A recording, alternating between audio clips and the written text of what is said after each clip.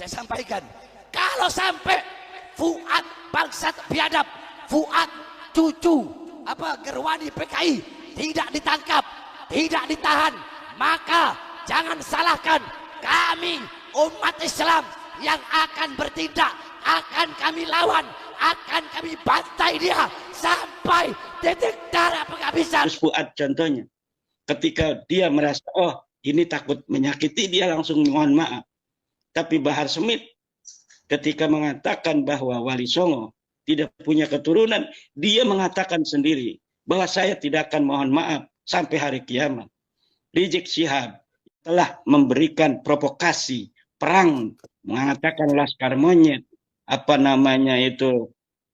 Kiai monyet dan lain sebagainya. Sampai sekarang tidak ada mohon maaf itu.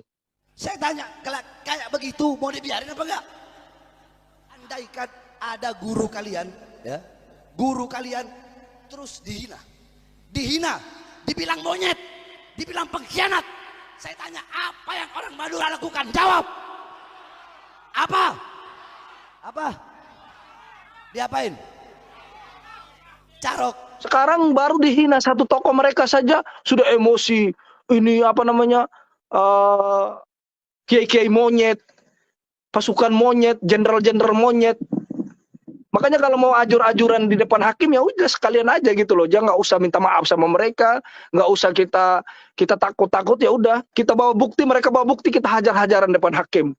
Nanti kita sama-sama bawa bukti di depan hakim siapa yang menghina ulama-ulama pahlawan seperti Kiai Hashim, yang menghina Gus Dur. Kami sampaikan, pihak kepolisian, Mabes Polri dan penegak hukum, si Fuad bangsat dan biadab, mereka Fuad dan gerombolan-gerombolannya telah keterlaluan.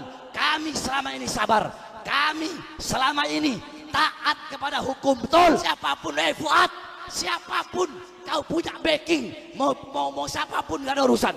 Iblis mau siapa? Iblis mau jenderal, nggak ada urusan. Saya makan, nggak ada urusan.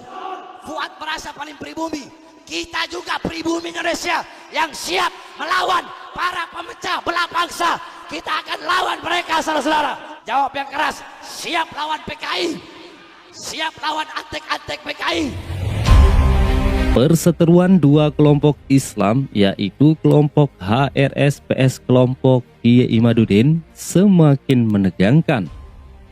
Saling lempar narasi di antara keduanya terus terjadi hingga berujung saling melaporkan.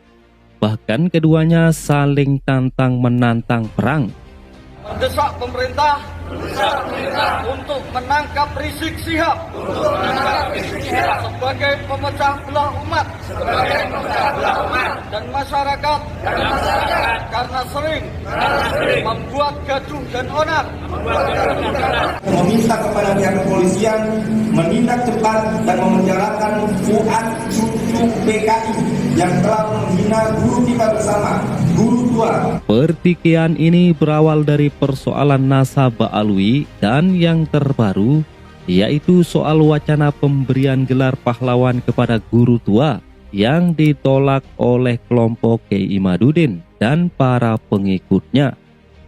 Hal inilah yang memperpanjang perseteruan kedua kelompok ini yang memang sudah panas dari semenjak isu nasabah alwi yang menyeret para habib disebut bukan keturunan Nabi alias Habib palsu.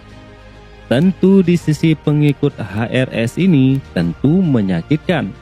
Tetapi kalau dilihat dari gaya ceramah mereka ini, perlahan sebagian masyarakat ikut meragukan bahwa mereka memang benar bukan keturunan Nabi akibat dinilai sering memprovokasi umat.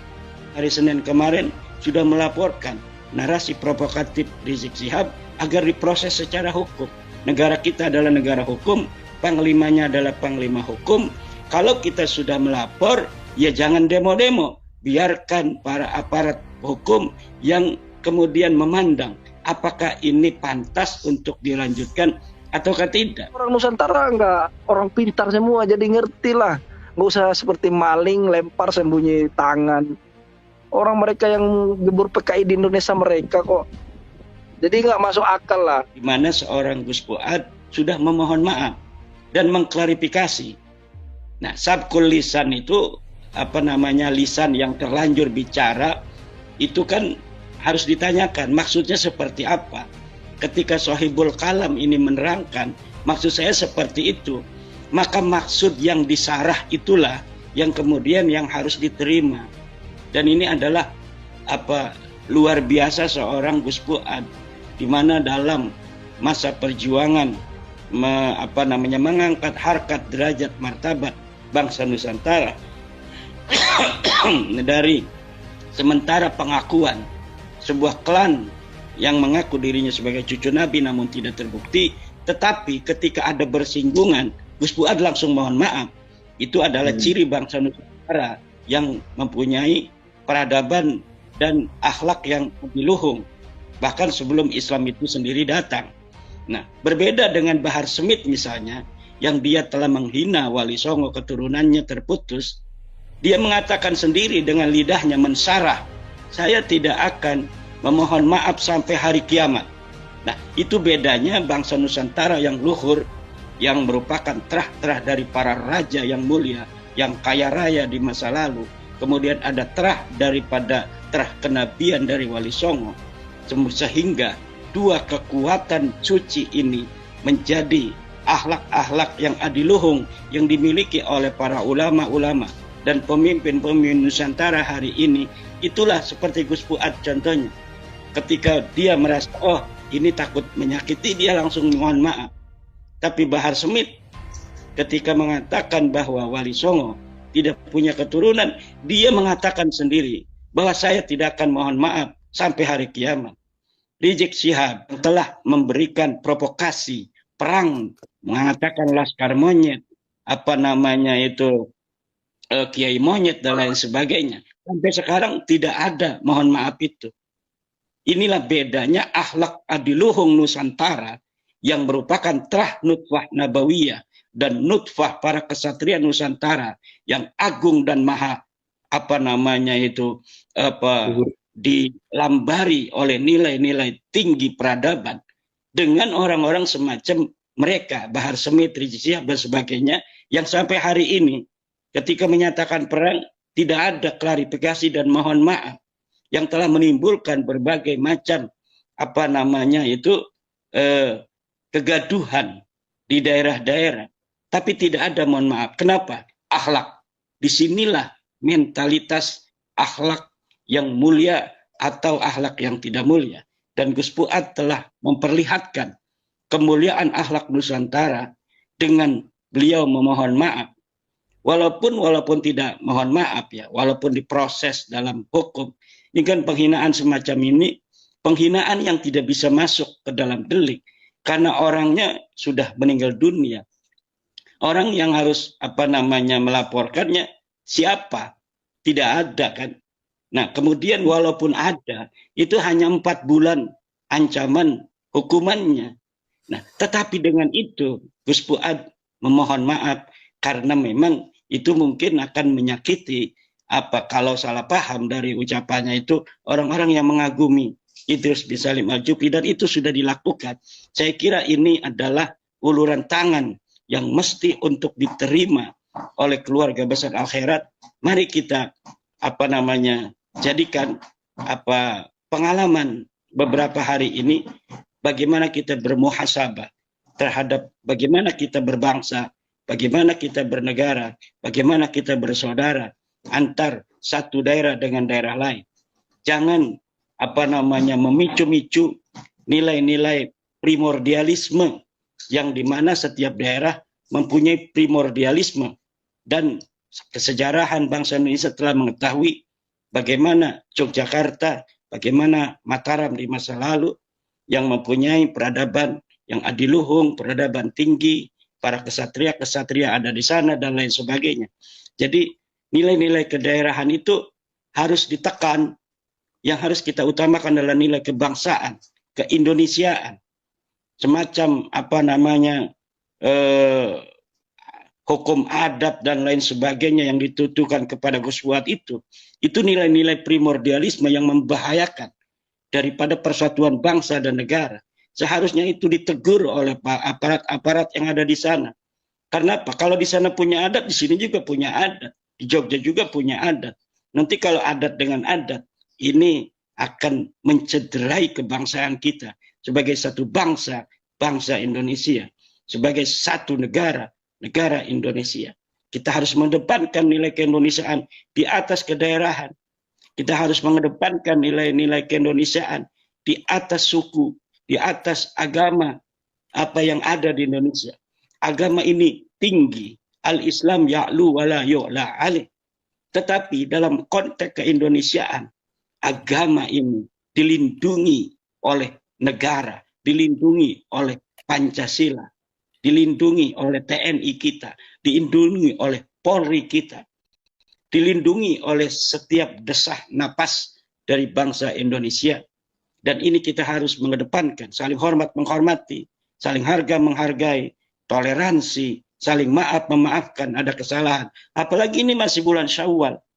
Ini masih bulan Syawal, mari kita halal bihalal, mari kita saling maaf memaafkan. Jangan narasi-narasi yang berpotensi memecah belah bangsa. PWI sebagai organisasi yang mengusung nilai-nilai peradaban tinggi, masa lalu kesultanan di Nusantara, ajaran-ajaran Wali Songo, dalam mereaksi Rizik Syihab misalnya, tidak dengan provokasi kembali, tapi kita dari Dewan Pimpinan Pusat terutama telah diinstruksikan oleh Ketua Umum Gus Abbas Bud bahwa yang harus dikedepankan adalah proses hukum. Maka di setiap daerah mulai hari Senin kemarin sudah melaporkan narasi provokatif Rizik Syihab agar diproses secara hukum. Negara kita adalah negara hukum, panglimanya adalah panglima hukum. Kalau kita sudah melapor, ya jangan demo-demo. Biarkan para aparat hukum yang kemudian memandang apakah ini pantas untuk dilanjutkan ataukah tidak. Kalau kita mengatakan panglimanya adalah hukum, seperti Abnaul Khairat kemudian melaporkan, tetapi kemudian mengadakan demo-demo untuk menuntut aparat bertindak tegas, bertindak dan langsung memproses misalnya, berarti itu tidak percaya 100% terhadap hukum yang ada di Indonesia.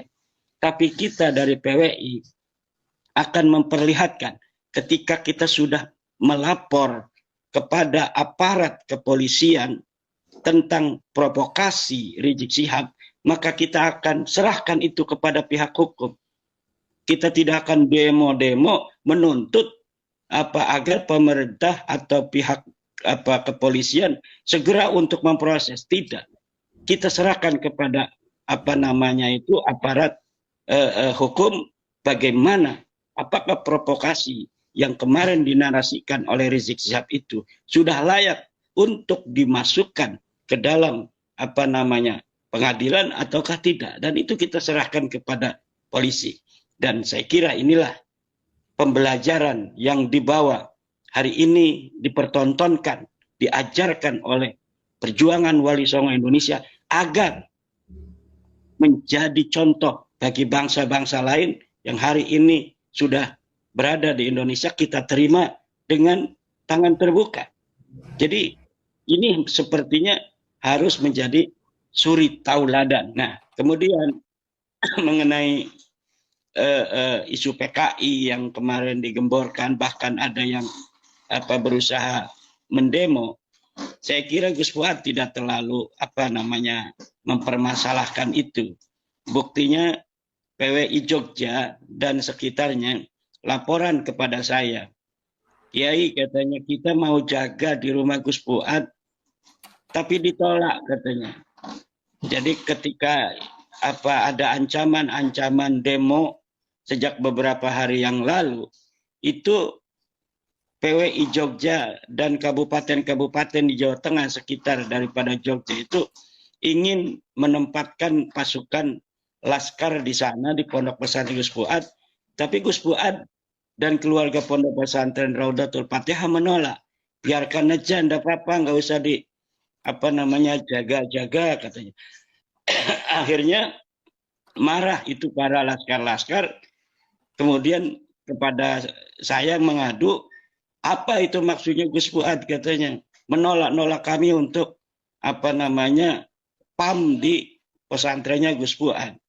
Nah, kemudian Gus Fuad katakan bahwa memang itu tugasnya polisi, katanya sudah ada negara kita negara hukum, ya tentu yang akan menjaga keamanan adalah pihak polisi. Ya, kalau yang jaga itu laskar nanti terjadi bentrok antar pribumi, itu tidak diinginkan oleh Gus Fuad sama sekali. Dan saya kira Gus Fuad tidak akan melaporkan itu. Kalau keluarga besar dari Wonokromo yang lain mungkin saja ya. Tapi kalau Gus Fuad, kira dan saya berusaha untuk memahami beliau tidak akan mempermasalahkan itu, dan beliau sendiri tidak akan melaporkan secara pribadi.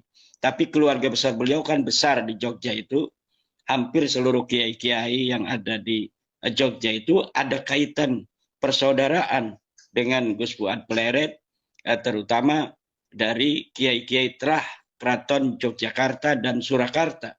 Dan saya kira ini yang akan jadi masalah kalau misalnya pihak daripada Sulawesi Tengah itu pun semakin menunjukkan kedaerahan, maka saya khawatir juga nanti tokoh-tokoh ulama Yogyakarta itu juga akan memperlihatkan kedaerahannya. Tentunya ini akan mengganggu stabilitas kita sebagai bangsa yang bersaudara, bangsa yang mengedepankan toleransi, bangsa yang mengedepankan maaf gitu kan. Coba bagaimana Gus Fuad langsung minta maaf gitu. Karena memang walaupun bahasanya terlihat itu Mas Rifki, sepertinya yang dialamatkan kepada Idrus Al-Jupri sepertinya. Tetapi ketika beliau mengambil ayat kunu qiradatan khasiin, di mana ayat itu menerangkan tentang bagaimana akal-akalan Yahudi di dalam mengakali perintah Tuhan. Nah, itu sebenarnya beliau kemudian mengklarifikasi bahwa yang beliau maksud sebagai monyet itu adalah usaha-usaha orang-orang yang ingin menjadikan Idrus Al-Jupri sebagai pahlawan, kemudian tanpa memenuhi syarat. Jadi ingin dipaksakan. Jadi bukan Idrus Al-Juprinya, tetapi usaha-usaha akal-akalan seperti Yahudi yang kemudian dikutuk oleh Allah menjadi kera. Nah, itulah yang dimaksud, dan itu beliau sudah klarifikasi. Dan saya kira itu harus diterima oleh keluarga besar Abnaul Khairat, di mana seorang Gus Fuad sudah memohon maaf dan mengklarifikasi. Nah, sabkul lisan itu lisan yang terlanjur bicara, itu kan harus ditanyakan maksudnya seperti apa. Ketika Sohibul Kalam ini menerangkan maksud saya seperti itu, maka maksud yang disarah itulah yang kemudian yang harus diterima. Dan ini adalah luar biasa seorang Gus Fuad. Aidit, Fahri Barabba, Ahmad Barabba, Musa Al-Munawwar, itu semua kan PKI semua. Terus yang mau dituduh PKI itu siapa gitu loh? Hah? Apa seperti maling lempar batu sembunyi tangan, begitu maksudnya? Yuk, kita ini juga orang Nusantara, enggak orang pintar semua, jadi ngerti lah. Nggak usah seperti maling lempar sembunyi tangan. Orang mereka yang jebur PKI di Indonesia mereka kok. Jadi nggak masuk akal lah. Kalau menurut saya, kalau seandainya suatu saat nanti kalau mau jor-joran di depan hakim, kita jor-joran aja sekalian. Siapa sih yang PKI sebenarnya? Siapa sih yang nasab palsu sebenarnya? Ya. Kalau saya Kiai Imad ya, punten ya, mohon maaf. Kalau saya sih, kalau mereka mau lapor atau mau bertemu di depan hakim, saya setuju aja. Nanti kita sama-sama bawa bukti di depan hakim, siapa yang menghina ulama-ulama pahlawan seperti Kiai Hashim, yang menghina Gus Dur. Kita ambil semua bukti-bukti, kita bawa juga di depan hakim, kita saling tuntut. Kita lihat, mau nggak pemerintah mengambil jalan tengah untuk menghakimi yang salah, atau pemerintah mau membela Ba'alawi, itu aja. Kita punya bukti banyak kok. Faisal Assegaf menghina Kiai Hashim. Kan banyak. Ya udah, kalau memang mau ngelapor-lapor, kita jor-joran aja gitu loh. Sekarang pertanyaan saya, ketika Rizik Syihab mengatakan ke Gus Dur buta mata buta hati, apa ada Abnaul Nahdiyin mereka mengatakan mereka telah menghina Kiai Gus Dur, terus mengatakan, oh ini Ba'alawi monyet segala macam? Nggak ada. Karena orang Nusantara itu diajari sopan santun. Sekarang baru dihina satu tokoh mereka saja sudah emosi. Ini apa namanya, kiai-kiai monyet, pasukan monyet, jenderal-jenderal monyet. Makanya kalau mau ajur-ajuran di depan hakim, ya udah sekalian aja gitu loh. Jangan nggak usah minta maaf sama mereka, nggak usah kita takut-takut, ya udah kita bawa bukti, mereka bawa bukti, kita hajar-hajaran depan hakim. Itu aja. Itu kalau saya ya. Ya. Ini pendapat saya. Ya. Gak usah nanggung-nanggung lah, kita punya bukti banyak kok.